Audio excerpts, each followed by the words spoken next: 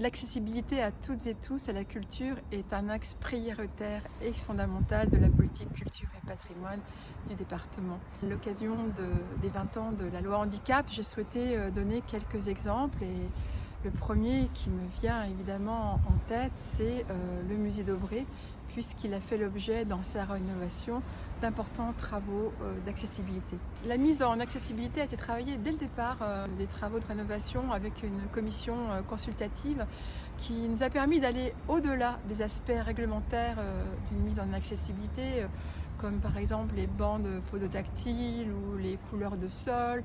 Dès l'accueil, les personnes ont en accès libre des fauteuils roulants, des cannes sièges, des guides de compagnons audio. Ce sont également des visites, des médiations qui sont spécialement dédiées aux personnes en situation de handicap. Une mise en accessibilité physique mais aussi intellectuelle, et je pense par exemple aux enfants en situation autistique. Il s'agit de leur sécuriser la visite et de les mettre dans une bulle, et il y a mise à disposition de sacs confort où ils peuvent retrouver des objets à toucher pendant la visite. Voilà, c'est tous ces aspects-là qui ont été travaillés au musée d'Aubray. La mise en accessibilité ne s'arrête pas au musée d'Aubray, et c'est une attention particulière que nous avons au niveau de la politique culture et patrimoine.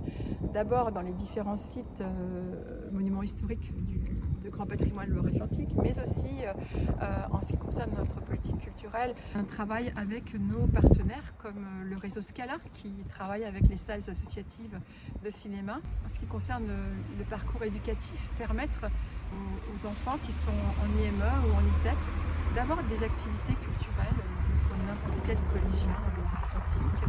C'est une attention portée aux associations qui œuvrent auprès des personnes en situation de handicap. Je pense à Pick Up Production qui a créé un festival de hip-hop session où tout le travail a été fait pour qu'il soit accessible à toutes et tous, qui ont mis aussi en place des cours de hip-hop aux personnes en situation de handicap. C'est également au niveau des formations musique et danse qui intervient auprès des professeurs de musique. Pour conclure, je veux réaffirmer que la culture est au service des politiques du département. La culture est un moteur essentiel de liens sociaux.